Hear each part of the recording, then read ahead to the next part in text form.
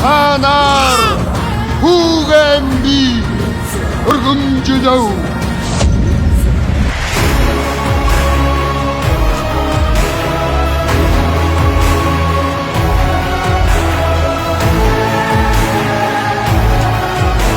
Өнгөрсөн 4-р сараас хойш улсын драмын эрдмийн театрын тайзнаа тоглогдож буй Тамаггүй төр жүжиг өнөөдөр 100 тоглолтоо үзэгчдийн хүртэл болгож байна.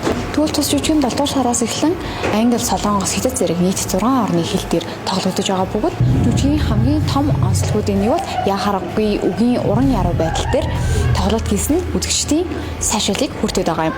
Иймд тус жүжигийн аль хэсэг, аль дэвшлэл үзэгчдэд илүү хоногшиж үлдсэн талаар бүгдээрээ хамтдаа сонирхцгаая. Уул байдал уул байхгүй юм шиг гэдэг нэг тэгсэн шүү дээ. Далай ус байдал юу байхгүй юм шиг мөрөн байхгүй юм шиг тэн дээр байх ойлсон шүү дээ. Тэр жигтэй маш сайхан байлаа.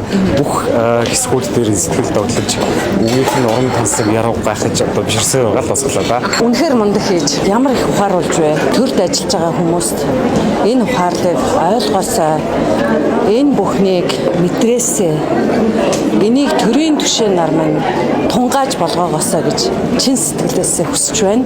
Хүүгээсээ би маргааш хагцсан. Хүнү гүрэн тэнгисээ хагцнаа. Маш их таалагдлаа. Энэ үзүүр 3 дахь удаага үзэж байна. Тэнгүүдийн тоглоом болох энэ төрийг тэнгэрийн дор би орхиж чадахгүй. Ийм сайхан урлагийн бүтээлийг тавьсан та бүгдтэй талархлаа. Монголын ард түмэн өн мөнгөд оршин тогтнож, Монгол улсын тусгаарлах тогтнол өн мөнгөд оршин тогтнох болтугай.